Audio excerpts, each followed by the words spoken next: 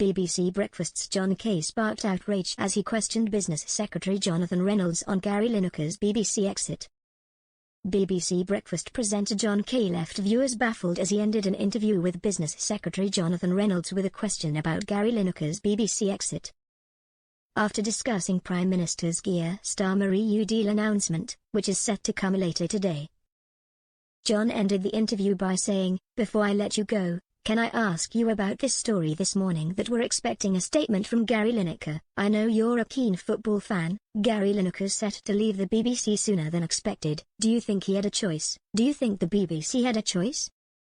Reynolds replied, "Gary Lineker is someone for those of my generation, is an iconic player and presenter. Obviously I've followed the stories, but that is a decision for him and the BBC. It doesn't really require any more input from politicians like myself." He quite rightly apologized for his social media post, which wasn't acceptable, but this decision is for him and the BBC. Viewers were baffled by the jarring question from Kay, as one asked, "Why is Dad Joke John trying to make the sacking of Gary Lineker a political issue? The government doesn't recruit BBC employees." Another added, "Why ask Jonathan Reynolds about Lineker? The BBC just has to make it all about themselves, don't they?" A third chimed in, "And what do you think about Gary Lineker? WTF?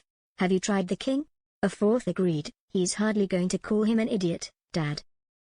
Joke John, a fifth, raged, "Top of the news on at Breakfast and at GMB makes me mad, giving him more airtime when there are far more serious problems in the world." Lineker's final show is set to be Sunday, May 25th's match of the day, and he will not present the broadcaster's coverage of the 2026 FIFA World Cup, according to The Sun.